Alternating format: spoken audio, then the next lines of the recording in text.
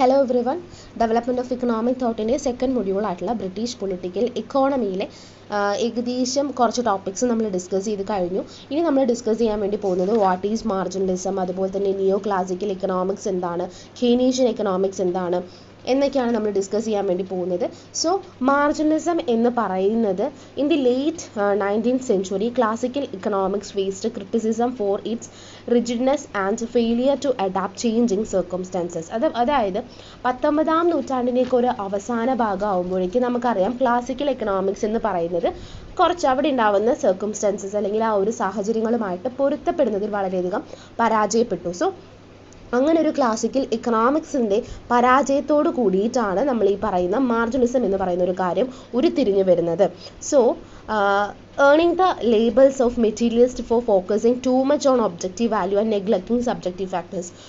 ഏറ്റവും കൂടുതൽ അവർ ഒബ്ജക്റ്റീവ് ആയിട്ടുള്ള കാര്യങ്ങൾക്ക് പ്രാധാന്യം നൽകുകയും സബ്ജക്റ്റീവ് ഫാക്ടേഴ്സിനെ നെഗ്ലക്റ്റ് ചെയ്യുകയും അവർ ചെയ്തിട്ടുണ്ടായിരുന്നു. So this led to a paradigm shift known as marginalism or the marginal revolution. അപ്പോൾ ഈ ഒരു ഷിഫ്റ്റിനെയാണ് നമ്മൾ എന്ത് പറയുന്നത്, മാർജിനലിസം അല്ലെങ്കിൽ മാർജിനൽ റവല്യൂഷൻ എന്ന് പറയുന്നത്. സോ ഇത് സ്പ്രെഡ് ചെയ്തിട്ടുള്ള ആൾക്കാരെന്ന് പറയുന്നത് Stanley Jevons, Carl Menger, Leon Walras. അതുപോലെ തന്നെ marginalism introduced a new approach to economic theory emphasising the use of marginal concept and subjective analysis. അപ്പോൾ ടോട്ടലായിട്ട് ഒരു സബ്ജക്റ്റീവ് അനാലിസിസും അതുപോലെ തന്നെ മറ്റ് കാര്യങ്ങളും ഒക്കെ തന്നെ പലതരത്തിലുള്ള തിയറീസ് കാര്യങ്ങളൊക്കെ തന്നെ എന്ത് ചെയ്യുന്നുണ്ട്, ഈ ഒരു കാര്യത്തിലൂടെ മാർജിനലിസം എന്ന് പറയുന്ന കൺസെപ്റ്റിലൂടെ ഇത്തരത്തിലുള്ള തിങ്കേഴ്സൊക്കെ തന്നെ കൊണ്ടുവന്നിട്ടുണ്ട്.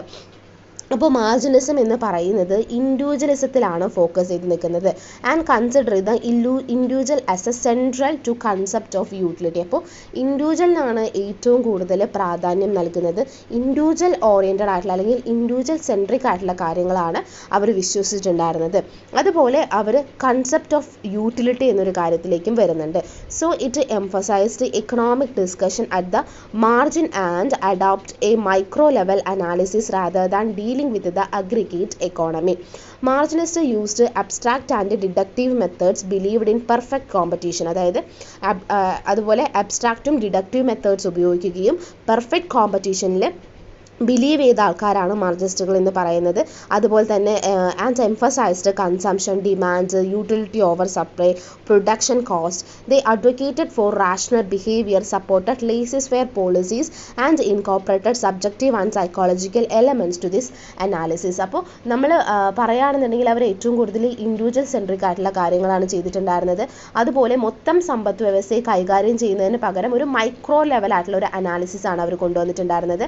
അതുപോലെ മത്സരം, അതായത് പെർഫെക്റ്റ് കോമ്പറ്റീഷനിൽ വിശ്വസിക്കുകയും ഈ വിതരണം, ഉൽപ്പാദനം, ചെലവ് എന്നിവയെക്കാളൊക്കെ കൂടുതലായിട്ട് കുറച്ചുകൂടി കൺസംഷനും ആവശ്യത്തിനും ഉപയോഗത്തിനും ഒക്കെ തന്നെയാണ് അവർ പ്രാധാന്യം നൽകിയിട്ടുണ്ടായിരുന്നത്. ലേസസ് ഫെയർ സിദ്ധാന്തങ്ങളെ അവർ പിന്തുണച്ചിട്ടുണ്ടായിരുന്നു.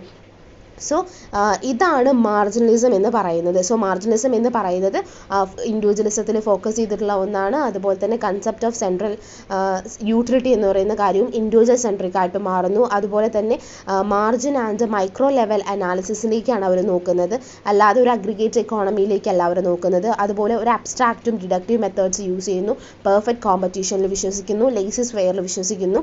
അതുപോലെ പലതരത്തിലുള്ള, അതായത് consumption, demand, utility over supply, production, ഇതിനേക്കാളൊക്കെ തന്നെ അതായിട്ട് അവർ അഡ്വക്കേറ്റ് ചെയ്തിട്ടുണ്ടായിരുന്ന റാഷണൽ ബിഹേവിയറിലും ലേസസ് ഫെയർ പോളിസീസിലും അതുപോലെ തന്നെ സബ്ജക്റ്റീവ് ആയിട്ടുള്ള സൈക്കോളജിക്കൽ എലമെൻറ്റ്സ് ടു അനാലിസിസിലേക്കാണ്. സോ ഇതാണ് മാർജിനലിസം എന്ന് പറയുന്നത്. അടുത്ത നമ്മൾ ഡിസ്കസ് ചെയ്യാൻ വേണ്ടി പോകുന്നത് H.H. ഗോസനെ കുറിച്ചിട്ടാണ്. അതായത് 1810 മുതൽ 1850 വരെയായിരുന്നു അദ്ദേഹത്തിൻ്റെ കാലം എന്ന് പറയുന്നത്. ഹെർമൻ ഹെൻറിക് ഗോസൻ എന്നാണ് അതിൻ്റെ ശരിയായിട്ടുള്ള പേരെന്ന് പറയുന്നത്. സോ അദ്ദേഹം എന്ന് പറയുന്നത് മാർജിനൽ യൂട്ടിലിറ്റി അനാലിസിസിന് ഒരു ഗ്രൗണ്ട് വർക്ക് കൊടുത്തിട്ടുള്ള ഒരാളാണ്. അദ്ദേഹത്തിൻ്റെ ബുക്ക് എന്ന് പറയുന്നത് development of laws of exchange among men, അതായത് മനുഷ്യർക്കിടയിലെ വിനിമയ നിയമങ്ങളുടെ വികസനം എന്നാണ് അതിനെ മലയാളത്തിലേക്ക് ട്രാൻസ്ലേറ്റ് ചെയ്യുമ്പോൾ പറയാം. So he believed individual seeks to maximise pleasure and minimise pain. നമ്മൾ കുറേ ഇതിൽ പറഞ്ഞിട്ടുണ്ടായിരുന്നു greatest happiness of the greatest number എന്ന് നമ്മൾ പറഞ്ഞിട്ടുണ്ടായിരുന്നു. എല്ലാവർക്കും പ്ലഷർ എന്ന് പറയുന്നത് മാക്സിമം കൊടുക്കണം എന്ന് പറയുന്നു, പെയിൻ അല്ലെങ്കിൽ സാക്രിഫൈസ് എന്ന് പറയുന്നത് ഏറ്റവും കുറവ് കൊടുക്കണമെന്നാണ് ഗോസനും പറഞ്ഞിട്ടുണ്ടായിരുന്നത്. അപ്പോൾ ആ ഒരു തിയറിയിൽ വിശ്വസിച്ചിട്ടുണ്ടായിരുന്ന ഒരാളായിരുന്നു ഗോസൻ എന്ന് പറയുന്നത്. And Gausson's first law describes how the enjoyment of a good diminishes continuously until satisfaction it's reached. അപ്പോൾ അതായത് ഇപ്പോൾ നമ്മുടെ സാറ്റിസ്ഫാക്ഷൻ എന്ന് പറയുന്ന എന്ത് ചെയ്യുന്നുണ്ട്, മാക്സിമം ആക്കുന്നത്. ഫസ്റ്റത്തെ നിയമത്തിൽ പറയുന്നത് നമ്മൾ സാറ്റിസ്ഫാക്ഷൻ അല്ലെങ്കിൽ ആ ഒരു ഒന്നിലെത്തുന്നത് വരെ ഒരു വസ്തു എന്ന് പറയുന്നത്, ഒരു കമ്മോഡിറ്റി എന്ന് പറയുന്നത് നമ്മൾ തുടർച്ചയായിട്ട് ഉപയോഗിച്ചുകൊണ്ടിരിക്കുന്നതിനെയാണ് പറയുന്നത്. അപ്പോൾ ഫസ്റ്റ് ലോയിൽ പറയുന്നത് എന്താ വെച്ച് കഴിഞ്ഞാൽ, how the enjoyment of a good diminishes continuously until satisfaction is reached. ഒരെണ്ണത്തിൻ്റെ സാറ്റിസ്ഫാക്ഷൻ റീച്ച് ചെയ്ത് കഴിഞ്ഞാൽ നമ്മൾ വീണ്ടും അത് ആസ്വദിച്ചുകൊണ്ടിരിക്കുന്നത്. അതായത് ആസ്വാദനം തുടർച്ചയായിട്ട് എന്താണ്, സംതൃപ്തി, സാറ്റിസ്ഫാക്ഷൻ എത്തുന്നതുവരെ ഒരു വസ്തു എന്ന് പറയുന്നതിൻ്റെ ആസ്വാദനം എന്ന് പറയുന്നത് തുടർച്ചയായിട്ട് കുറയുന്നത് എങ്ങനെയാണെന്നാണ് നമ്മൾ പറയുന്നത് ഫസ്റ്റ് ലോയിൽ. സോ ഇന്നത് law of diminishing marginal utility എന്നാണ് അറിയപ്പെടുന്നത്. അതുപോലെ തന്നെ സെക്കൻഡ് ലോ എന്ന് പറയുന്നത് state that individuals allocate their money among different goods to equalise enjoyment and now termed as law of equi marginal utility. So നമ്മൾ ഈ പറയുന്ന സെക്കൻഡ് നിയമത്തിൽ പറയുന്നത്, അതായത് വ്യക്തികൾ എന്ന് പറയുന്നത് ഗുഡ്സ് അല്ലെങ്കിൽ സർവീസസ് ഇങ്ങനെ മാറ്റി വയ്ക്കുകയും ഇത് എപ്പോഴായിട്ട്, അതായത് പണം എന്ന് പറയുന്നത് തുല്യമാക്കാൻ വേണ്ടിയിട്ട് അവരുടെ വ്യത്യസ്ത കമ്മോഡിറ്റീസ് നീക്കി വെക്കുന്ന ഒരു പ്രക്രിയനെയാണ് ഇത് പറയുന്നത്. അതായത് ഒരു കമ്മോഡിറ്റിയും ഒരു സബ്ജക്റ്റും തമ്മിലുള്ള ഒരു റിലേഷൻഷിപ്പിനെയാണ് ആശ്രയിച്ചിട്ടാണ് ഒരു മൂല്യം ഇരിക്കുന്നത് എന്നൊക്കെയാണ് ഗോസൻ പറയുന്നത്. സോ ഗോസൻ പറയുന്നതിനനുസരിച്ചൊരു വാല്യൂ എന്ന് പറയുന്നത് റിലേറ്റീവും അതുപോലെ തന്നെ അതൊരു relationship between object and the subject ആണ്. സോ ഈ കാര്യങ്ങളെയാണ് അത് ഡിപ്പെൻഡ് ചെയ്ത് നിൽക്കുന്നത്. അതുപോലെ തന്നെ ലേബർ എന്ന് പറയുന്നത് യൂട്ടിലിറ്റിയും ഡിസ്യൂട്ടിലിറ്റിയും തമ്മിലുള്ളൊരു എൻറ്റൈൽസ് ആണെന്നും ഒരു പ്രൊഡക്ട്സിൻ്റെ യൂട്ടിലിറ്റി എന്ന് പറയുന്നത് deducting the labour pains required its production. അതായത് ഒരു ലേബർ പെയിൻ കുറച്ചിട്ട് അതിൽ കിട്ടുന്ന ഒന്നാണ്, ഒരു പ്രൊഡക്ഷനിലൂടെ കിട്ടുന്ന ഒന്നാണ് അതിൻ്റെ യൂട്ടിലിറ്റി അല്ലെങ്കിൽ പ്രൊഡക്ട്സിൻ്റെ യൂട്ടിലിറ്റി എന്ന് പറയുന്നത്. സോ ഇതാണ് H.S. ഗോസൻ പറയുന്ന കാര്യങ്ങൾ എന്ന് പറയുന്നത്. വില്യം സ്റ്റാൻലി ജോൺസിനെ കുറിച്ചിട്ടാണ് നമ്മൾ പറയാൻ വേണ്ടി പോകുന്നത്. സോ വില്യം സ്റ്റാൻലി എന്ന് പറയുന്നത് ഒരു ഇക്കണോമിസ്റ്റ് ആണ്, ഇംഗ്ലണ്ടിലുള്ളത്. അതുപോലെ തന്നെ he came up with idea on his own that fit in to the marginalist school of thought. അപ്പോൾ മാർജിനലിസ്റ്റ് സ്കൂൾ ഓഫ് തോട്ടിന് റിലേറ്റ് ചെയ്തിട്ടുള്ള പലതരത്തിലുള്ള ഐഡിയാസ് കൊണ്ടുവന്നിട്ടുള്ള ഒരാളായിരുന്നു വില്യം സ്റ്റാൻലി എന്ന് പറയുന്നത്. അതുപോലെ he thought that economics which deals with amounts of things should be looked at using maths. So mathematical ആയിട്ടുള്ള അല്ലെങ്കിൽ ക്വാണ്ടിറ്റേറ്റീവ്സ് റിലേറ്റ് ചെയ്തിട്ടുള്ള ഒരുപാട് കാര്യങ്ങളിൽ അദ്ദേഹം വിശ്വസിച്ചിട്ടുണ്ടായിരുന്നു. അതുപോലെ തന്നെ human feeling of pleasure and pain economic അനാലിസിസിൽ ആളുകൾ എത്രത്തോളം ഹാപ്പിയാണ് അൺഹാപ്പിയാണ് എന്നുള്ള രീതിയിലുള്ള ഡീലിങ്സ് അല്ലെങ്കിൽ സ്റ്റഡീസ് വരണമെന്ന് അദ്ദേഹം പറഞ്ഞിട്ടുണ്ടായിരുന്നു. അതുപോലെ അദ്ദേഹം സ്റ്റാറ്റിസ്റ്റിക്സിലൊക്കെ റിലേറ്റ് ചെയ്തിട്ടും അതുപോലെ ഇൻഡെക്സ് നമ്പേഴ്സ് ക്രിയേറ്റ് ചെയ്യുന്നതിലൊക്കെ ഒരുപാട് വർക്ക് ചെയ്തിട്ടുണ്ട്. അതുപോലെ Jevons recognised the theory for both historical context and theoretical analysis. അതായത് ഹിസ്റ്ററിയിലും അതുപോലെ തന്നെ ഇക്കണോമിക്സിലും അദ്ദേഹം വിശ്വസിച്ചിട്ടുണ്ടായിരുന്നു. അതുപോലെ തന്നെ പലതരത്തിലുള്ള structured way of making economic decisions, അതുപോലെ തന്നെ ലേസിസ് ഫെയർ റിലേറ്റ് ചെയ്തിട്ടുള്ള കാര്യങ്ങളിലൊക്കെ തന്നെ, അതായത് ലേസിസ് ഫെയറിൻ്റെ ആ ഒരു തിയറീനെ അദ്ദേഹം ചലഞ്ച് ചെയ്യും. അതുപോലെ തന്നെ ഇക്കണോമിക് പോളിസി കുറച്ചുകൂടി സിസ്റ്റമാറ്റിക് അപ്രോച്ചിൽ വരണമെന്നാണ് അദ്ദേഹം പറഞ്ഞിട്ടുണ്ടായിരുന്നത്. അതുപോലെ തന്നെ he emphasized using mathematics into build economic theories. അപ്പോൾ ഇക്കണോമിക് തിയറീസിൽ മാത്തമാറ്റിക്സിൻ്റെ ഒരു ആവശ്യകതയെക്കുറിച്ചിട്ടും അദ്ദേഹം പറഞ്ഞിട്ടുണ്ടായിരുന്നു. അപ്പോൾ ഓവറോൾ നമ്മൾ വില്യം സ്റ്റാൻലിനെ കുറിച്ച് പറയുകയാണെന്നുണ്ടെങ്കിൽ ഡിഫറെൻറ്റ് സബ്ജക്ട്സിലെല്ലാം തന്നെ അദ്ദേഹത്തിന് ഫോക്കസ് ഉണ്ടായിരുന്നു. അതുപോലെ തന്നെ മാത്തമാറ്റിക്കൽ എന്ന് പറയുന്ന ഒരു കാര്യം അദ്ദേഹം ഇൻഫ്ലുവൻസ് ചെയ്തിട്ടുണ്ടായിരുന്നു. ഇക്കണോമിക്സിൽ മാത്സിന് എത്രത്തോളം ഇമ്പോർട്ടൻസ് ഉണ്ടെന്ന് പറഞ്ഞതും അദ്ദേഹമായിരുന്നു. സോ നമ്മൾ നെക്സ്റ്റ് ഡിസ്കസ് ചെയ്യുന്നത് utility and value theory of ജെവോൺസിനെ കുറിച്ചിട്ടാണ്. അപ്പോൾ അദ്ദേഹം പറയുന്നതിനനുസരിച്ചിട്ട് എന്തെങ്കിലും ഒരു കമ്മോഡിറ്റീൻ്റെ വാല്യൂ എന്ന് പറയുന്നത് അത് എത്രത്തോളം യൂസ്ഫുൾ ആണ് എന്നതിനെ കുറിച്ചിട്ടിരിക്കും. ഓക്കെ, അപ്പോൾ he said that the value of something depends on how useful it is. So especially how useful A little bit more of it is.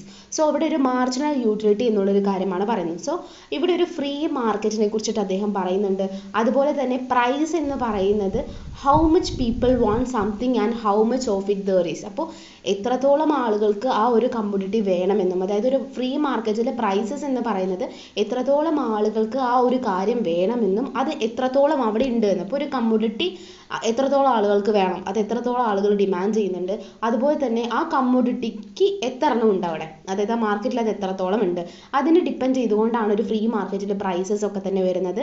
അതുപോലെ he believed his idea would change how economist think earning him from the അദ്ദേഹത്തെ പറഞ്ഞിട്ടുണ്ടായിരുന്നത് Jevonian revolution എന്നുള്ളതാണ്. So he used maths, അതായത് mathematicals to explain his ideas and he is considered one of the early founder of modern economics. അപ്പോൾ modern എക്കണോമിക്സിൻ്റെ early founder ആയിട്ടാണ് അദ്ദേഹത്തിനെ കാണുന്നത്. അദ്ദേഹം ഒരു റെവല്യൂഷൻ എന്നുള്ള രീതിയിലേക്കാണ് അദ്ദേഹത്തിനെ കൊണ്ടുവന്നിട്ടുണ്ടായിരുന്നത്. അപ്പോൾ അദ്ദേഹത്തിൻ്റെ ഐഡിയാസ് എല്ലാ കാര്യങ്ങളും തന്നെ മാത്തമാറ്റിക്കൽ റിലേറ്റ് ചെയ്തിട്ടാണ് വന്നിട്ടുള്ളത്. സോ യൂട്ടിലിറ്റി എന്ന് പറയുന്നത് എന്താണെന്ന് നമ്മൾ പറഞ്ഞു. അതുപോലെ വാല്യൂ തിയറി, ഒരു പ്രൈസ് എന്ന് പറയുന്നത് എങ്ങനെ ഉണ്ടാവുമെന്നും നമ്മൾ പറഞ്ഞിട്ടുണ്ട്. അടുത്തത് നമ്മൾ ഡിസ്കസ് ചെയ്യാൻ വേണ്ടി പോകുന്നത് ലിയോൺ വാൾസിനെ കുറിച്ചിട്ടാണ്. സോ അദ്ദേഹം പറയുന്നതിനനുസരിച്ച് ലിയോൺ എന്ന് പറയുന്ന ഒരു ഫേമസ് ഇക്കണോമിസ്റ്റ് ആണ്. അതുപോലെ മാത്തമാറ്റിക്സ് എങ്ങനെ ഇക്കണോമിക്സ് എക്സ്പ്ലെയിൻ ചെയ്യാൻ വേണ്ടിയിട്ട് യൂസ് ചെയ്യാം എന്ന് കൂടി പറഞ്ഞിട്ടുള്ള ഒരു തിങ്കർ കൂടിയാണ് ലിയോൺ എന്ന് പറയുന്നത്.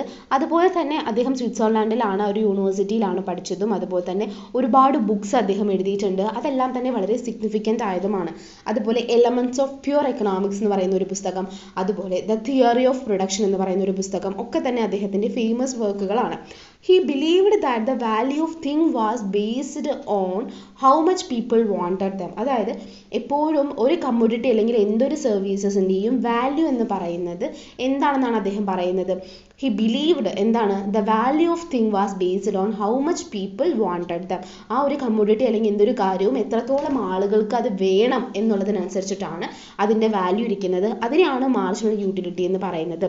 അതുപോലെ he think that when people traded things they didn't it's because they wanted to make the value of what they had or more equal to what they want. അതായത് നമ്മൾ ഈ പറയുന്നതനുസരിച്ചിട്ട് ആളുകൾക്ക് ഒരു കാര്യം അവർ ട്രേഡ് ചെയ്യുകയാണ് അല്ലെങ്കിൽ അവരൊരു കച്ചവടത്തിലൂടെ മേടിച്ചെടുക്കുകയാണെന്നുണ്ടെങ്കിലും അവർ ശരിക്കും അതിൻ്റെ ഒരു വാല്യൂ മനസ്സിലാക്കിയിട്ടോ അല്ലെങ്കിൽ ആ ഒരു സാധനം വാങ്ങി കഴിയുമ്പോൾ അതിൻ്റെ ഈക്വൽ വാല്യൂ ഉള്ള ഒന്ന് അവിടെ ഉണ്ടോ അല്ലെങ്കിൽ ഈക്വൽ ആയിട്ടുള്ള രീതിയിലാണോ നമ്മൾ വാങ്ങിയിരിക്കുന്നതൊന്നും അവർ തിങ്ക് ചെയ്യുന്നില്ല.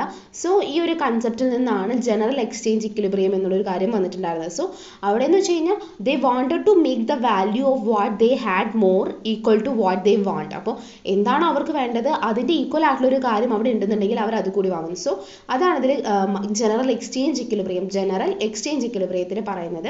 So which is like a balance point for all trades happening in an economy. അപ്പോൾ ഒരു ബാലൻസ് ഉണ്ടായി എടുക്കാൻ വേണ്ടിയിട്ടാണ് ഇങ്ങനെ ഒരു കാര്യം അവിടെ ഉണ്ടാവുന്നത്.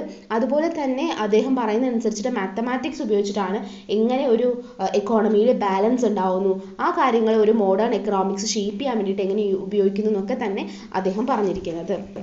ഇനി നമ്മൾ ഡിസ്കസ് ചെയ്യുന്നത് what is general equilibrium analysis എന്നാണ്. സോ ഇത് കൊണ്ടുവന്നിട്ടിരിക്കുന്നത് നമ്മൾ പറഞ്ഞ പോലെ തന്നെ ലിയോ ആണ്. അതുപോലെ looks at how prices and quantities in different parts of the economy are connected.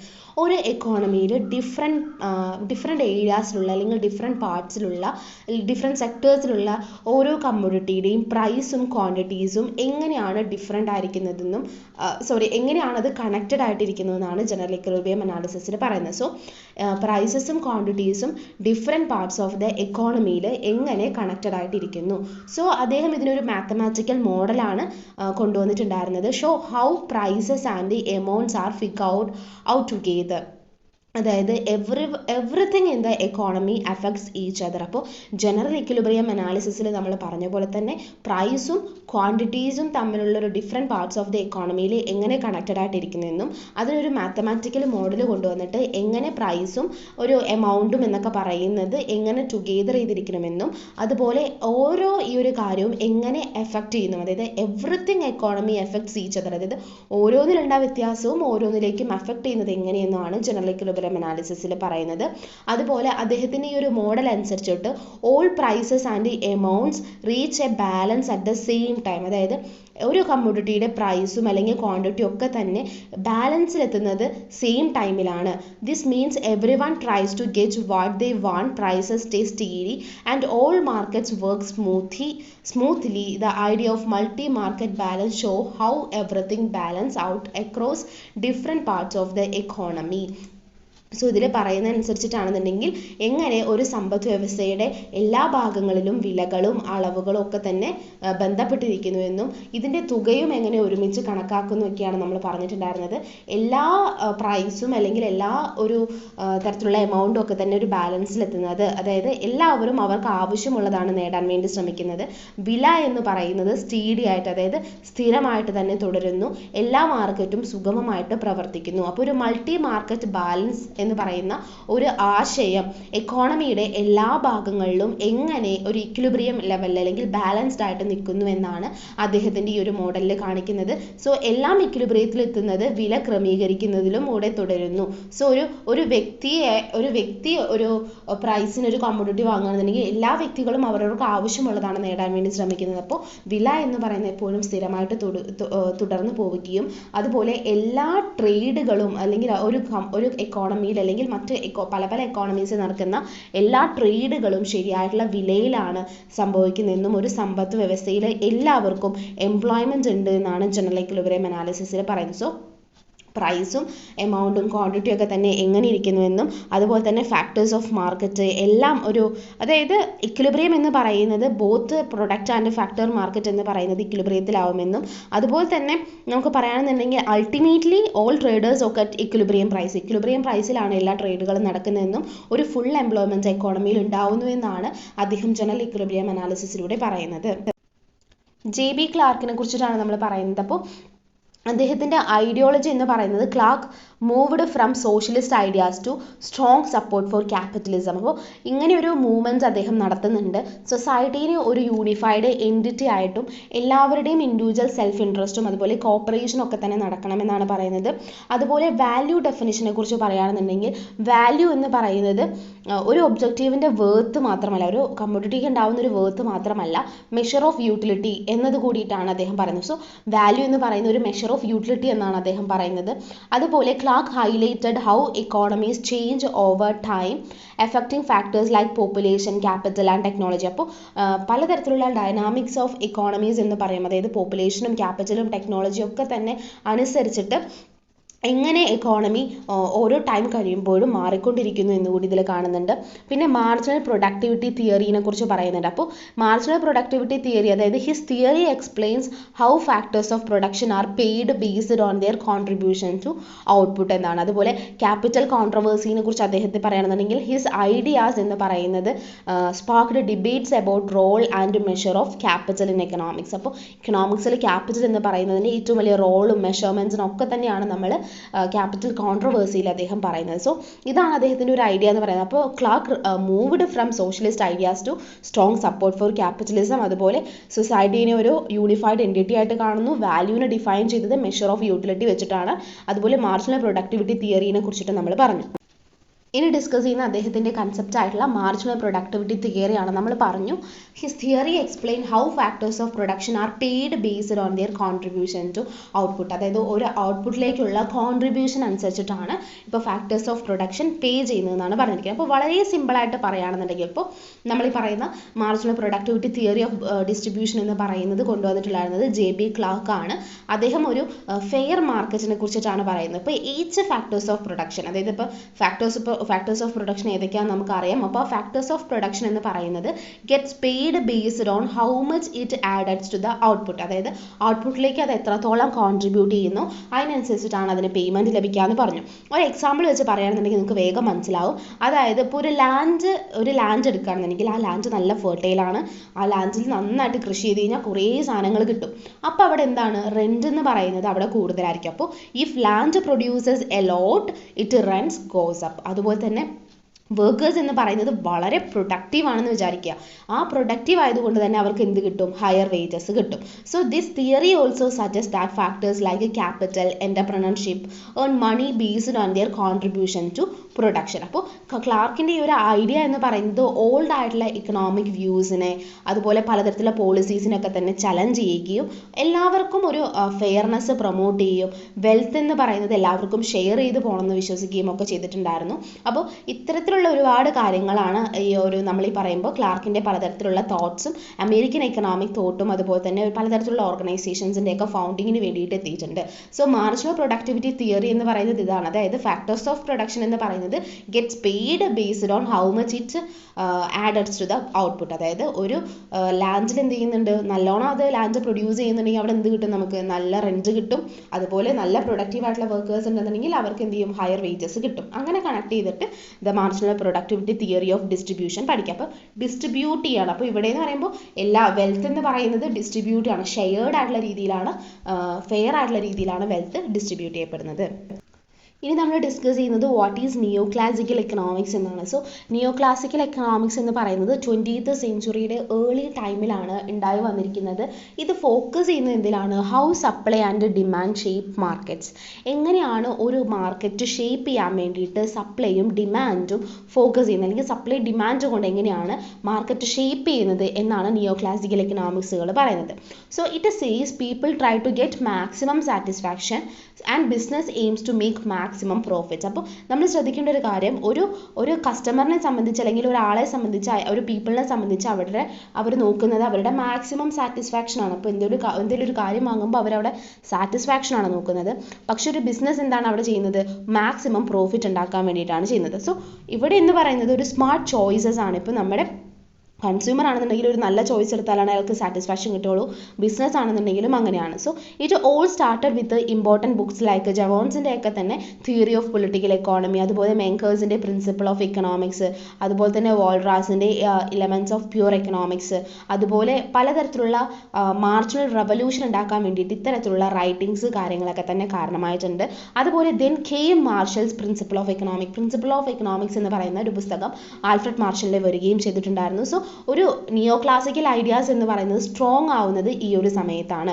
So value എന്ന് പറയുന്നത് how much satisfaction something gives. ഒരു കമ്മോഡിറ്റി എത്രത്തോളം സാറ്റിസ്ഫാക്ഷൻ ഒരു കൺസ്യൂമർ നൽകുന്നു അതിനനുസരിച്ചിട്ടാണ് അതിൻ്റെ വാല്യൂ വരുന്നതെന്നും, meaning people make decision based on what makes dum happiest. അപ്പോൾ അയാൾക്ക് ഏറ്റവും സാറ്റിസ്ഫാക്ഷൻ കിട്ടുമ്പോഴാണ് എന്ത് ചെയ്യുന്നത്, അയാൾ ഹാപ്പി ആയിട്ട് മാറുന്നത്. നമ്മൾ പറഞ്ഞ പോലെ തന്നെ നല്ല ഗ്രേറ്റസ്റ്റ് ഹാപ്പിനെസ് എന്ന് പറയുന്നത് കിട്ടുന്നത് എവിടെ നിന്നാണോ ആ ഡിസിഷനാണ് അവർ എടുക്കുക. സോ ഈ ഒരു തരത്തിലുള്ള എല്ലാ കാര്യങ്ങളും അതിലേക്ക് വരുന്നു. അപ്പോൾ അതായത് സാറ്റിസ്ഫാക്ഷൻ എന്ന് പറയുന്നൊരു കാര്യം എന്തിൽ നിന്നാണ് ലഭിക്കുന്നത്, അതിലേക്കായിരിക്കും ആൾക്കാർ എപ്പോഴും പോവുക. അതുപോലെ തന്നെ ഹാപ്പിയസ്റ്റ് ആക്കുന്ന തിങ്സിലേക്ക് ഡിസിഷൻസ് ആണ് അവർ എടുക്കുക.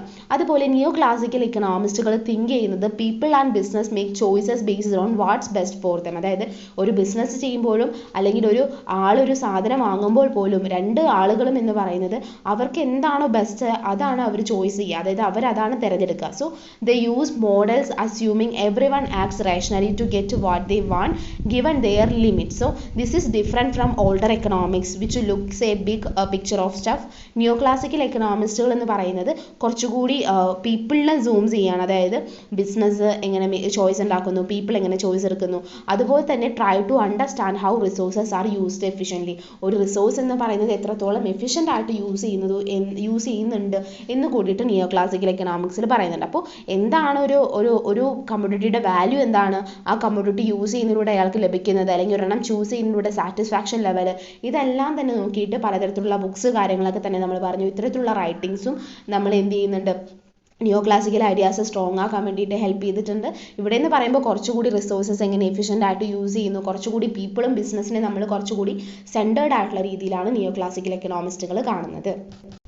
സോ നമ്മൾ ഈ പറഞ്ഞിട്ടുള്ള നിയോ ക്ലാസിക്കലിൻ്റെ ഒക്കെ തന്നെ ലീഡിംഗ് ആയിട്ടുള്ള ഒരു എക്കണോമിസ്റ്റ് ആയിട്ടുള്ള ആൽഫ്രഡ് മാർഷലിനെ കുറിച്ചിട്ടാണ് നമ്മൾ പറയാൻ വേണ്ടി പോകുന്നത്. സോ ആൽഫ്രഡ് മാർഷൽ എന്ന് പറയുന്നത് നമ്മൾ പറഞ്ഞ പോലെ തന്നെ ഒരു ലീഡിംഗ് എക്കണോമിസ്റ്റ് ആയിരുന്നു.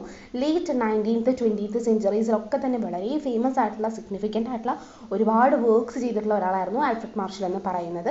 He played a vital role in shaping modern economics. അതായത് നമ്മൾ ഈ കാണുന്ന ഒരു മോഡേൺ എക്കണോമിക്സ് ഉണ്ടാക്കിയെടുക്കാൻ വേണ്ടിയിട്ട്, അത് ഷേപ്പ് ചെയ്യാൻ വേണ്ടിയിട്ട് വളരെയധികം സിഗ്നിഫിക്കൻ്റ് ആയിട്ടുള്ളൊരു റോള് കൈവരിച്ച ഒരാളായിരുന്നു ആൽഫ്രഡ് മാർഷൽ എന്ന് പറയുന്നത്.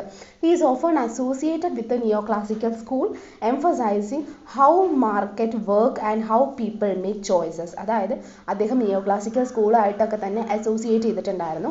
അദ്ദേഹം എന്താണ് പറയുന്നത് വെച്ച് കഴിഞ്ഞാൽ എങ്ങനെയാണ് മാർക്കറ്റ് വർക്ക് ചെയ്യുന്നത്, അതുപോലെ പീപ്പിൾ എങ്ങനെയാണ് ചോയ്സസ്, അതായത് ഇപ്പോൾ ഒരു കമ്മോഡിറ്റി അല്ലെങ്കിൽ ഒരു സർവീസസ് ഒക്കെ തന്നെ സെലക്ട് ചെയ്യാൻ വേണ്ടിയിട്ട്, അപ്പോൾ ആ ചോയ്സസ് എങ്ങനെയാണ് അവർ മേക്ക് ചെയ്യുന്നതെന്നൊക്കെ തന്നെയാണ് അദ്ദേഹത്തിൻ്റെ ക്വസ്റ്റ്യൻസ് എന്ന് പറയുന്നത്.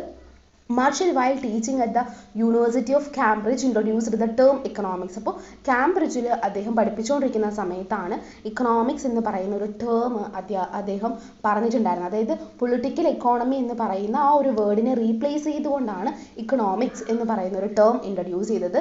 അതിനുശേഷം അതെന്ത് ചെയ്തു, ഈ expanded the field scope to include social and ethical ഡയമെൻഷൻസിലേക്ക് ഈ ഒരു ഇക്കണോമിക്സ് എന്ന് പറയുന്ന ഒരു കാര്യത്തെ അദ്ദേഹം എന്ത് ചെയ്തു, എക്സ്പാൻഡ് ചെയ്തു. So in his His famous book, The Principles of Economics, revolutionized the economic thought, blending classical ideas with new insights. അപ്പോൾ അദ്ദേഹത്തിൻ്റെ ഏറ്റവും ഫേമസ് ആയിട്ടുള്ള വർക്കാണ് ദി പ്രിൻസിപ്പിൾസ് ഓഫ് ഇക്കണോമിക്സ്. ഇത് മറക്കരുത്, കാരണം നമുക്ക് എല്ലാവർക്കും അറിയേണ്ട ഒരു ബുക്കാണ് ദി പ്രിൻസിപ്പിൾ ഓഫ് ഇക്കണോമിക്സ് എന്ന് പറയുന്ന ആൽഫ്രഡ് മാർഷലിൻ്റെ ആണ്. ഇതിൽ അദ്ദേഹം ഇക്കണോമിക് തോട്ടുകൾ എല്ലാം തന്നെ ക്ലാസിക്കൽ ഐഡിയാസുമായിട്ട് ബ്ലെൻഡ് ചെയ്തിട്ട് ഒരു പുതിയ തരത്തിലുള്ള ഒരു കാഴ്ച കൊടുക്കാൻ വേണ്ടിയിട്ട് നമ്മുടെ ആൽഫ്രഡ് മാർഷലിന് കഴിഞ്ഞിട്ടുണ്ട്. അതുപോലെ ക്ലാസിക്കൽ ഇക്കണോമിക്സിനെ കോംപ്ലിമെൻറ്റ് ചെയ്യാനുള്ള പലതരത്തിലുള്ള അപ്രോച്ചസ് മാർഷൽ കൊണ്ടുവന്നിട്ടുണ്ട്. അതുപോലെ focusing on human behaviour along side market dynamics, അതുപോലെ തന്നെ മോഡേൺ എക്കണോമിക് തിയറി അല്ലെങ്കിൽ ഒരു പ്രാക്ടീസിലേക്ക് എത്തിക്കാനും ഒരു പുതിയ ജനറേഷനിലുള്ള എക്കണോമിസ്റ്റുകളെയൊക്കെ തന്നെ ഇൻഫ്ലുവൻസ് ചെയ്യാനൊക്കെ തന്നെ അദ്ദേഹത്തിൻ്റെ വർക്ക്സിനും തിയറീസിനും ഒക്കെ തന്നെ സാധിച്ചിട്ടുണ്ട്. ഇനി ആൽഫ്രഡ് മാർഷലിൻ്റെ മെത്തേഡ് ഓഫ് അനാലിസിസിനെ കുറിച്ചിട്ടാണ് പറയുന്നത്. സോ മാർഷൽ എന്ന് പറയുന്ന ആൾ ഫിലോസഫി അതുപോലെ എത്തിക്സിൽ നിന്നൊക്കെ തന്നെ ഒരുപാട് സ്റ്റഡി ചെയ്തിട്ടുള്ള ആളാണ്. അപ്പോൾ ഒരു ഇക്കണോമിക്സിനെ റിലേറ്റ് ചെയ്ത് പറയുമ്പോൾ അദ്ദേഹം ഫിലോസഫിയിലും അതുപോലെ എത്തിക്സ് റിലേറ്റ് ചെയ്തിട്ടുള്ള കാര്യങ്ങളിലൊക്കെ തന്നെ തിയറീസൊക്കെ ഒരുപാട് നോക്കിയിട്ടുണ്ട്. So his ethical beliefs guided his economic thinking. അപ്പോൾ ആ അദ്ദേഹത്തിൻ്റെ ഒരു എത്തിക്കൽ ബിലീവ്സ് ആണ് ഇക്കണോമിക് തിങ്കിങ്ങിലേക്കും വന്നിരിക്കുന്നത്. അതുപോലെ നമുക്കറിയാം deduction induction method.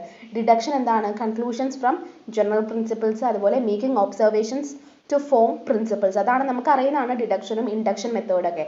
So he thought both deduction and the induction were important in economics, like using both feet to walk. So Marshall was famous for using partial equilibrium analysis to solve economic problems and connect theory with the real life solutions. അപ്പോൾ marshal എന്ന് പറയുന്നത് എന്താണ്?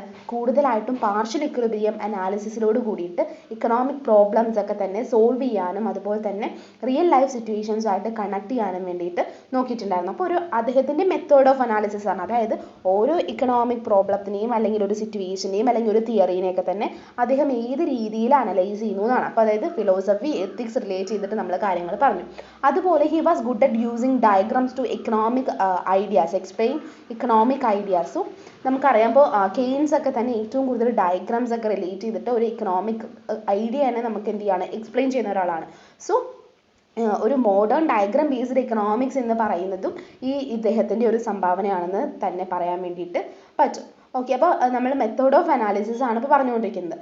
So also he believed in using mathematics in economics. He also thought it was essential to make economic ideas easy to everyone to understand. അപ്പോൾ എല്ലാ തരത്തിലൊരു quantitative relate ചെയ്തിട്ട് കാര്യങ്ങൾ വേണം. ഇപ്പോൾ നമ്മളൊരു ക്വാളിറ്റേറ്റീവ് ആയിട്ടുള്ളൊരു കാര്യം, ഇപ്പോൾ പ്ലഷറൊക്കെ തന്നെ എങ്ങനെ നമുക്ക് മെഷർ ചെയ്യാന്നൊക്കെ വെച്ചാൽ നമുക്ക് പറ്റില്ല. പക്ഷെ നമുക്ക് ഒരു സാധനത്തിൻ്റെ ക്വാണ്ടിറ്റി മെഷർ ചെയ്യാൻ വേണ്ടി പറ്റും. അപ്പോൾ മാത്സ് ഉപയോഗിച്ചിട്ട് നമുക്ക് എല്ലാ കാര്യങ്ങളും ആൾക്കാരെ പറഞ്ഞ് മനസ്സിലാക്കിച്ച് കൊടുക്കാൻ വേണ്ടി പറ്റുമെന്ന് അദ്ദേഹം വിശ്വസിച്ചിട്ടുണ്ടായിരുന്നു.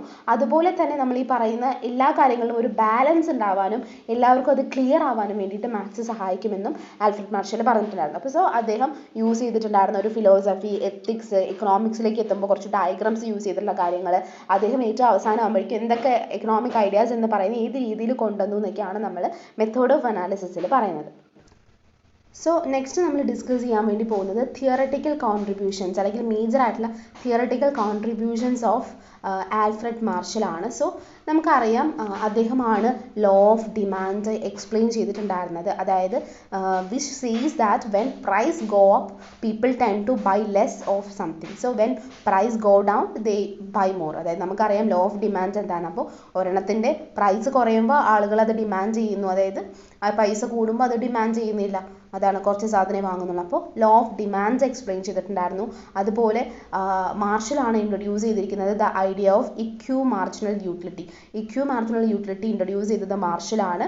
Which means people buy things until the satisfaction they get from spending more money on one thing in the same as the satisfaction they would get spending the same amount on something else. അപ്പോൾ അതായത് equi marginal utility എന്ന് വെച്ച് കഴിഞ്ഞാൽ എന്താണ്? അതായത് ഒരു കാര്യം അല്ലെങ്കിൽ ഒരു കമ്മോഡിറ്റി അല്ലെങ്കിൽ ഒരു സർവീസസ് എന്തെങ്കിലും ചെയ്യുന്നത് ഒരു പണം ചെലവഴിക്കുന്നതിലൂടെ ലഭിക്കുന്ന ഒരു സാറ്റിസ്ഫാക്ഷൻ എന്ന് പറയുന്നത് അതേ തുക മറ്റേതെങ്കിലും ചെലവഴിക്കുന്നതിലൂടെ ലഭിക്കുന്ന സാറ്റിസ്ഫാക്ഷൻ അല്ലെങ്കിൽ ലഭിക്കുമ്പോൾ ഉണ്ടാകുന്ന ഒരു സംതൃപ്തി തുല്യമാകുന്നത് വരെയും ആളുകൾ എന്ത് ചെയ്യും?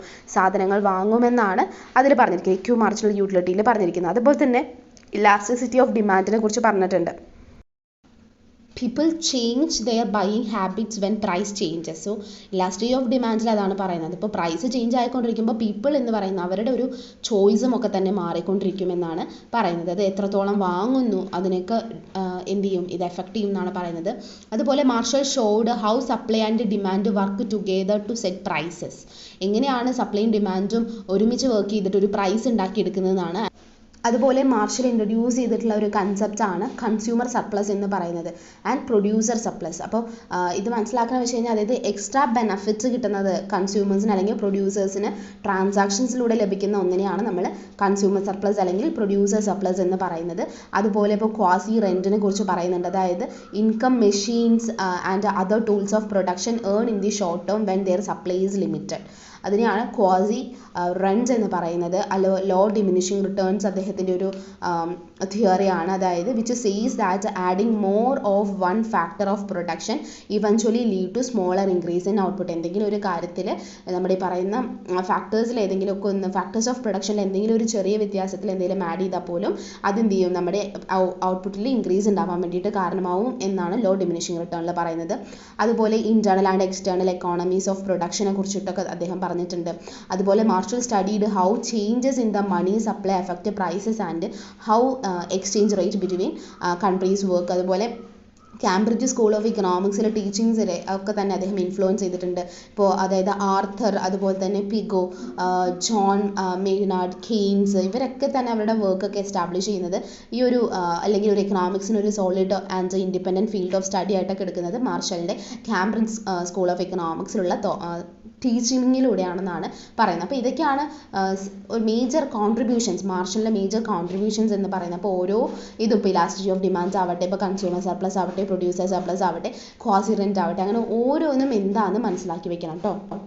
സോ നമ്മൾ A.C. പിഗുവിനെ കുറിച്ചിട്ടാണ് പറയാൻ വേണ്ടി പോകുന്നത്. അദ്ദേഹം ഒരു ബ്രിട്ടീഷ് ഇക്കണോമിസ്റ്റ് ആണ്. അദ്ദേഹത്തിൻ്റെ വെൽഫെയർ എക്കണോമിക്സ് റിലേറ്റ് ചെയ്തിട്ടുള്ള ബുക്സുമായിട്ടൊക്കെ തന്നെ, അതായത് അദ്ദേഹത്തിൻ്റെ വർക്കുമായിട്ട് റിലേറ്റ് ചെയ്തിട്ടാണ് A.C. പിഗു എന്ന് പറയുന്ന ഒരു ബ്രിട്ടീഷ് ഇക്കണോമിസ്റ്റ് നോൺ ചെയ്ത് നിൽക്കുന്നത്. He learned a lot from his mentor Alfred marshal at the university of Cambridge. അപ്പോൾ കാംബ്രിഡ്ജ് യൂണിവേഴ്സിറ്റിയിൽ ഉണ്ടായിരുന്ന സമയത്ത് ആൽഫ്രഡ് മാർഷലിൽ നിന്നാണ് ഒരുപാട് കാര്യങ്ങൾ നമ്മൾ ഈ പറയുന്ന A.C. പിഗു പഠിച്ചത്. Pigou become a prominent economist after Marshall as held the Marshall chair of political economy at Cambridge. ഇനി അദ്ദേഹത്തിന് ഏറ്റവും മെയിൻ കോൺട്രിബ്യൂഷൻസിനെ കുറിച്ച് പറയുകയാണെന്നുണ്ടെങ്കിൽ ഇക്കണോമിക്സ് ഓഫ് വെൽഫെയർ ആണ് അദ്ദേഹത്തിൻ്റെ മേജർ ആയിട്ടുള്ള ഒരു കോൺട്രിബ്യൂഷൻ എന്ന് പറയുന്നത്. അതുപോലെ he talked about what economic welfare is, how it make it as A good as possible. അപ്പോൾ എന്താണ് ഇക്കണോമിക് വെൽഫെയർ എന്നും അത് എത്ര നല്ല രീതിയിൽ എന്നതിനെ കുറിച്ചിട്ടൊക്കെ തന്നെ അദ്ദേഹം പറഞ്ഞിട്ടുണ്ട് ഇക്കണോമിക്സ് ഓഫ് വെൽഫെയറിൽ. And what policies could help, അതായത് ഓരോ പോളിസീസും ഇതിനെങ്ങനെ ഹെൽപ്പ് ചെയ്യുമെന്നും അതുപോലെ തന്നെ ഇൻഡിവിജ്വൽ വെൽഫെയറും പീപ്പിളുടെ ഹാപ്പിനെസ്സും ഒക്കെ തന്നെ ഏത് രീതിയിൽ കൊണ്ടുവരണമെന്നും അതൊക്കെ എങ്ങനെ സോഷ്യൽ വെൽഫെയറിലേക്ക് നയിക്കുമെന്നും everyone happiness in a society എന്നുള്ളതിലേക്ക് ടോട്ടൽ ഒരു വെൽഫെയറിലേക്ക് എങ്ങനെ കൊണ്ടുപോകാമെന്നൊക്കെ തന്നെയാണ് ഇക്കണോമിക്സ് ഓഫ് വെൽഫെയറിൽ അദ്ദേഹം പറയുന്നത്. So he believed that making sure everyone has about the same amount of money makes society better off. അതായത് എല്ലാവരുടെ കയ്യിലും മണി എന്ന് പറയുന്നത് ഈക്വൽ ആയിട്ടുണ്ട് എന്നുണ്ടെങ്കിൽ നമുക്ക് വേറെ പ്രശ്നങ്ങളൊന്നുമില്ല. അതായത് അവിടെ എന്താണ്, എല്ലാവർക്കും ഒരേപോലെയാണ് സാധനങ്ങൾ വാങ്ങാൻ പറ്റുള്ളൂ. കുറച്ച് ആൾക്കാരുടെ കയ്യിൽ മാത്രം ഒരുപാട് എമൗണ്ട്, കുറച്ച് ആൾക്കാരുടെ കയ്യിൽ മാത്രം ഒന്നുമില്ലായ്ക, അങ്ങനെ ഒരു കാര്യമില്ലാതെ എല്ലാവർക്കും മണി എന്ന് പറയുന്നത് എല്ലാവരുടെയും അടുത്ത് സെയിം എമൗണ്ട് ഉണ്ടാവുക എന്നതിനെ കുറിച്ചിട്ടാണ് അദ്ദേഹം പറഞ്ഞത്. അതുപോലെ പിഗു suggested 2 ways to measure if society is getting better by looking at money and by trying to make incomes more equal, especially for those who don't have much. അതായത് ഇൻകം എന്ന് പറയുന്നത് എല്ലാവർക്കും ഈക്വൽ ആണെന്നുള്ള രീതിയിലേക്ക് അദ്ദേഹം 2-3 അത് കാറ്റഗറൈസ് ഒക്കെ ചെയ്യുന്നുണ്ട്.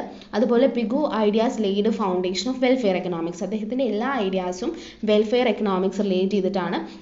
അതായത് എന്താണ് ഇവിടെ ചെയ്യാൻ പറ്റുക, ഏത് രീതിയിൽ ചെയ്ത് കഴിഞ്ഞാലാണ് ഇവിടെ സക്സസ് ആവുക എന്നുള്ളതും, അതുപോലെ തന്നെ സൊസൈറ്റി എന്ന് പറയുന്നത് കുറച്ചുകൂടി ഫെയറും ബെറ്റർ ഫോർ എവരി വൺ, എല്ലാവർക്കും ബെറ്റർ ആക്കി മാറ്റുക എന്നുള്ളതുമായിരുന്നു പിഗു ഉദ്ദേശിച്ചിട്ടുള്ള ഒരു ടോട്ടൽ വെൽഫെയർ അല്ലെങ്കിൽ എക്കണോമിക്സ് ഓഫ് വെൽഫെയർ എന്ന് പറയുന്നത്.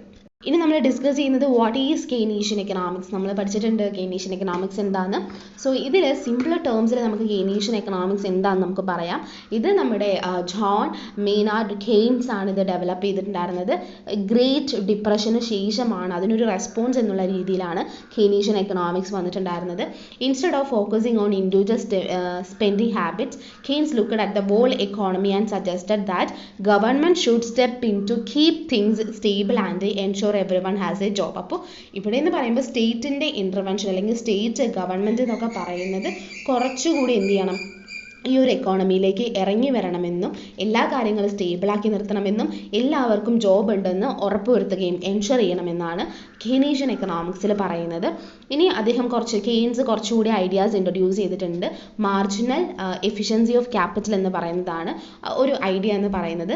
അതെന്ന് വെച്ച് കഴിഞ്ഞാൽ which is basically how much profit people expected to make from investment. അതായത് എന്താണ് മാർജിനൽ എഫിഷ്യൻസി ഓഫ് ക്യാപിറ്റൽ എന്ന് വെച്ച് കഴിഞ്ഞാൽ പീപ്പിൾ ഇൻവെസ്റ്റ്മെൻറ്റിലൂടെ ഒരു പ്രോഫിറ്റ് ഉണ്ടാക്കിയെടുക്കുകയാണ്. ആ പ്രോഫിറ്റ് ഉണ്ടാക്കിയെടുക്കുന്നതിന് ആ ഒരു എമൗണ്ടിനെ എക്സ്പെക്ട് ചെയ്യുന്നതിനെയാണ് മാർജിനൽ എഫിഷ്യൻസി ഓഫ് ക്യാപിറ്റൽ എന്ന് പറയുന്നത്. Which is the basically how much profit people expect, എത്രത്തോളം പ്രോഫിറ്റ് ആണ് ഒരു പീപ്പിൾ എക്സ്പെക്ട് ചെയ്യുന്നത് ടു മേക്ക് ഫ്രം ഇൻവെസ്റ്റ്മെൻറ്റിലൂടെ. So he also talked about liquidity preference. അപ്പോൾ മാർജിനൽ എഫിഷ്യൻസി ഓഫ് ക്യാപിറ്റൽ എന്താ നമ്മൾ ജസ്റ്റ് പറഞ്ഞു. ഇനി ലിക്വിഡിറ്റി പ്രിഫറൻസ് കൂടി അദ്ദേഹം കൊണ്ടുവന്നിട്ടുള്ള ഒരു തിയറിയാണ്.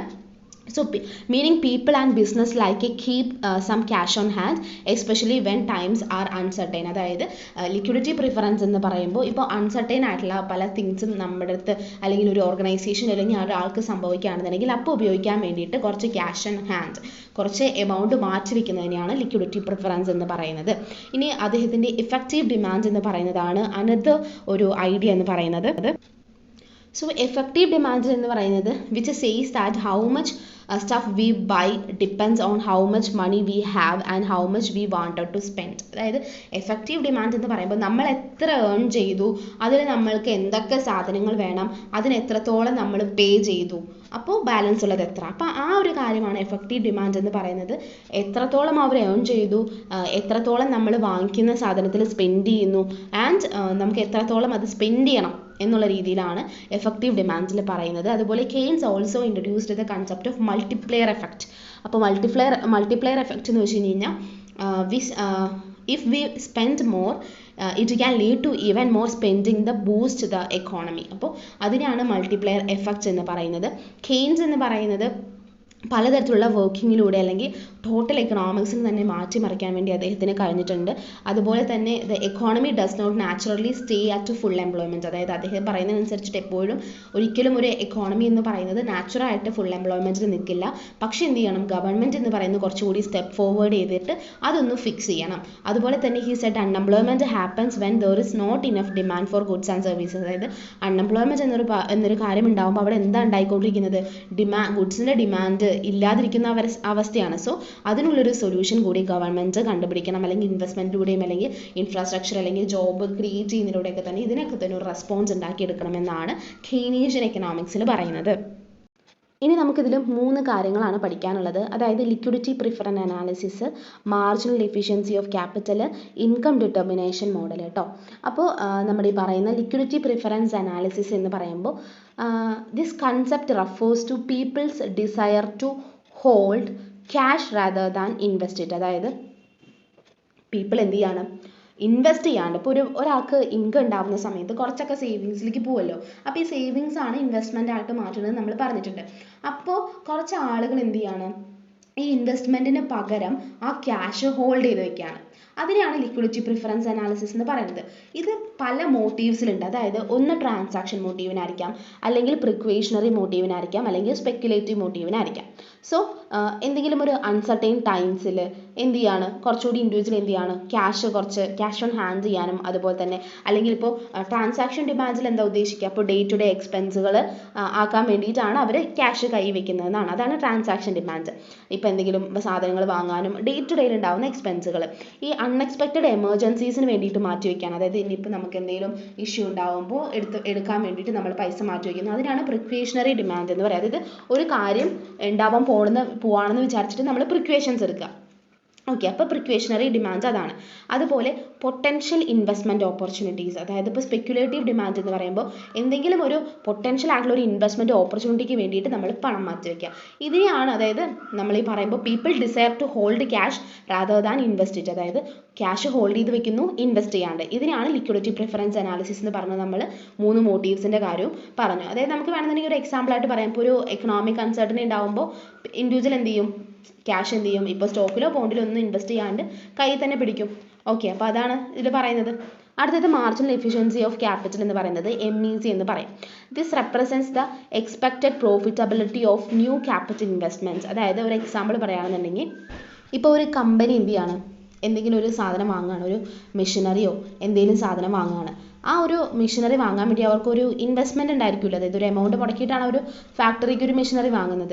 സോ എന്ത് ചെയ്യും, ഈ ഒരു സാധനം അവിടെ വാങ്ങി വെക്കുന്നതിലൂടെ നമുക്ക് റിട്ടേൺസ് ഉണ്ടാവും, പ്രൊഡക്ഷനിലൂടെ നമുക്ക് റിട്ടേൺസ് ഉണ്ടാവണം എന്ന് വിചാരിച്ചിട്ടാണ് നമ്മൾ ആ സാധനം വാങ്ങി വെക്കുന്നത്. അതിനെയാണ് മാർജിനൽ എഫിഷ്യൻസി ഓഫ് ക്യാപിറ്റൽ എന്ന് പറയുന്നത്. അപ്പോൾ ഒരു ഇനീഷ്യൽ ആയിട്ടുള്ള ഒരു ഇൻവെസ്റ്റ്മെൻറ്റ് കോസ്റ്റ് ഉണ്ടെന്നുണ്ടെങ്കിലും അതിനുശേഷം നമുക്ക് എന്ത് ചെയ്യും, റിട്ടേൺസ് എക്സ്പെക്ട് ചെയ്യുന്നു. അതിനെയാണ് മാർജിനൽ എഫിഷ്യൻസി ഓഫ് ക്യാപിറ്റൽ എന്ന് പറയുന്നത്. ഫോർ എക്സാമ്പിൾ പറയുകയാണെന്നുണ്ടെങ്കിൽ, ഒരു മാനുഫാക്ചറിങ് കമ്പനി എന്ത് ചെയ്യാണ്, ഒരു ഓട്ടോമാറ്റഡ് ആയിട്ടുള്ള ഒരു എക്യുപ്മെൻറ്റ് വാങ്ങുകയാണ്. എന്താണ്, പ്രൊഡക്ഷൻ എഫിഷ്യൻസി കൂട്ടാൻ വേണ്ടിയിട്ട് എന്ത് ചെയ്യണം, ഒരു എക്യുപ്മെൻറ്റ് വാങ്ങുന്നു. ഒരു കോസ്റ്റ് എന്ന് പറയുന്നത് നമുക്ക് വേണമെന്നുണ്ടെങ്കിൽ ഒരു 10 lakh എടുക്കുന്നു. എന്നിട്ട് ഒരു അഡീഷണൽ റവന്യൂ ഇത് എന്ന് പറയുന്നത്, ഇപ്പോൾ ഇതിൽ നിന്ന് ഒരു അഡീഷണൽ റവന്യൂ നമുക്ക് പെർ ഇയറിലൊരു 5 lakh വെച്ചിട്ട് നമുക്കതിൽ നിന്ന്, അല്ലെങ്കിൽ ഒരു 20 lakh വെച്ചിട്ട് നമുക്ക് അതിൽ നിന്ന് എന്തുണ്ടാവുകയാണ്, പ്രോഫിറ്റ് ഉണ്ടാവണമെന്ന് വിചാരിക്കുക. സോ ഇൻ ദിസ് കേസ്, അപ്പോൾ നമ്മുടെ മാർജിനൽ എഫിഷ്യൻസി ഓഫ് ക്യാപിറ്റൽ എന്ന് പറയുന്നത് നമ്മൾ എന്ത് ചെയ്യും, expected additional revenue minus investment cost അങ്ങനെ ചെയ്തിട്ടാണ് MEC കണക്കാക്കുക. അടുത്തത് ഇൻകം ഡിറ്റർമിനേഷൻ മോഡലാണ്. ഇപ്പോൾ ഒരു കെയ്നീഷ്യൻ ഫ്രെയിംവർക്കിൽ നിന്ന് പറയുമ്പോൾ ഇൻകം ഡിറ്റർമിനേഷൻ എന്ന് പറയുന്നത് അഗ്രിഗേറ്റ് ഡിമാൻഡ് ഇൻഫ്ലുവൻസ് ചെയ്തിട്ടുള്ള ഒരു കാര്യമാണ്. അഗ്രിഗേറ്റ് സപ്ലൈയും ഇത് തമ്മിലൊരു ഇൻട്രാക്ട് ചെയ്യുന്ന സമയത്ത് level of income in the economy എന്ന് കാണിക്കുന്നതാണ് ഇൻകം ഡിറ്റർമിനേഷൻ മോഡൽ എന്ന് പറയുന്നത്. അപ്പോൾ ഒരു അഗ്രിഗേറ്റ് ഡിമാൻഡ് എന്ന് പറയുന്നത് എക്സീഡ്സ് അഗ്രിഗേറ്റ് സപ്ലൈ എന്ന് പറയാം. ഇപ്പോൾ ഒരു പ്രൊഡക്ഷൻ ഇൻക്രീസ് ചെയ്യുക, അതുപോലെ ഇൻകം, എംപ്ലോയ്മെൻറ്റ്സ് ഇതൊക്കെ തന്നെ ഇൻക്രീസ് ചെയ്യുന്ന സമയത്ത് ഒരു അഗ്രിഗേറ്റ് ഡിമാൻഡ് എന്ന് പറയുന്നത് ആദ്യം ഒരു എന്ത് ചെയ്യും, fall short of aggregate supply എന്നാണ്. സോ ഒരു ഇപ്പോൾ എന്തെങ്കിലും ഒരു എക്സാമ്പിൾ പറയുകയാണെന്നുണ്ടെങ്കിൽ, അതായത് ഇപ്പോൾ നമ്മളൊരു ബിസിനസ്, ഇപ്പോൾ നിങ്ങളുടെ ഒരു സുഹൃത്ത് എന്ത് ചെയ്യാണ്, ഒരു ബിസിനസ് ആരംഭിക്കുകയാണ്. അപ്പോൾ ആ ബിസിനസ് ആരംഭിച്ചിട്ട് എന്ത് ചെയ്യും, ആദ്യം അയാൾ 2 ലേബേഴ്സിനെ വെക്കും. അപ്പോൾ അയാൾക്ക് എന്ത് ചെയ്യും, ഒരാൾക്ക് ഒരാഴ്ചയ്ക്ക് അയാളൊരു 3000 അല്ലെങ്കിൽ 5000 വെച്ചിട്ട് കൊടുക്കുന്നു. ഒരാഴ്ചയിൽ അവർക്ക് 5000 വെച്ച് കൊടുക്കുന്നു. പിന്നെ എന്ത് ചെയ്യുന്നുണ്ട്, ബിസിനസ് കുറച്ചുകൂടി ഗ്രോ ചെയ്യുന്നു. കുറച്ചുകൂടി അവരെന്ത് ചെയ്യും, കുറച്ചുകൂടി സർവീസസ് കൊടുക്കണം എന്ന് പറഞ്ഞിട്ട് നമ്മൾ എന്ത് ചെയ്യും, വീണ്ടും 2 തൊഴിലാളികൾ കൂടി നിയമിക്കാൻ വേണ്ടി തീരുമാനിക്കുന്നു. അപ്പോൾ കൂടുതൽ തൊഴിലാളികൾ എന്ത് ചെയ്യുന്നു, ജോലി ചെയ്യുന്നത് കൊണ്ട് അവർക്ക് എന്ത് ചെയ്യാൻ വേണ്ടി പറ്റും, നമുക്ക് എന്ത് ചെയ്യാൻ വേണ്ടി പറ്റും, കൂടുതലായിട്ടുള്ള ഗുഡ്സും സർവീസസും വേണ്ടി ഉണ്ടാക്കിയെടുക്കാൻ വേണ്ടി പറ്റും. അപ്പോൾ എന്ത് ചെയ്യും, കൂടുതലായിട്ട് നമുക്ക് ഇൻവെസ്റ്റ് ചെയ്യാനും പറ്റും. അതായത് ഇപ്പോൾ 2 തൊഴിലാളികൾ ഇങ്ങനെ ചെയ്തുകൊണ്ടാണല്ലോ നമുക്ക് പിന്നെയും 2 പേരെ കൊണ്ടുവന്നത്. അങ്ങനെ അവർ 4 പേര് വർക്ക് ചെയ്യുമ്പോൾ അതിനനുസരിച്ചുള്ള പ്രോഫിറ്റ് നമുക്ക് ഉണ്ടാവുകയും ആ പ്രോഫിറ്റ് വേണ്ടി ഇൻവെസ്റ്റ് ചെയ്യാനും വേണ്ടി പറ്റും. അപ്പോൾ ഇതെന്ത് ചെയ്യും, ഒരു സൊസൈറ്റിയിൽ ഉണ്ടാവുന്ന ഇക്കണോമിക് ആക്ടിവിറ്റീസ് വർദ്ധിപ്പിക്കുകയും, അപ്പോൾ എന്ത് ചെയ്യും, ഇങ്ങനെ ഒരു ചിലവുണ്ടാവുമ്പോൾ എന്ത് ചെയ്യുന്നുണ്ട്, അവിടെ തൊഴിലവസരങ്ങൾ ഒരുപാടെണ്ണം ഉണ്ടായിക്കൊണ്ടിരിക്കുന്നു. അങ്ങനെ ഇൻകം എന്ന് പറയുന്നത് ഗ്രോ ചെയ്തുകൊണ്ടിരിക്കുന്നു. അങ്ങനെ നമ്മുടെ ഒരു ടോട്ടൽ എക്കോണമിയിൽ തന്നെ എന്ത് ചെയ്യുന്നുണ്ട്, വരുമാനം എന്ന് പറയുന്നത് എല്ലാവർക്കും കൂടി വരികയും തൊഴിലിലൊക്കെ തന്നെ ഒരുപാട് മാറ്റങ്ങൾ ഉണ്ടാവുകയും, ഇതൊക്കെ തമ്മിൽ പരസ്പരം കണക്ട് ചെയ്തിരിക്കുന്നു എന്നാണ് നമ്മൾ ഈ പറഞ്ഞ കാര്യത്തിൽ ഉദ്ദേശിക്കുന്നത്.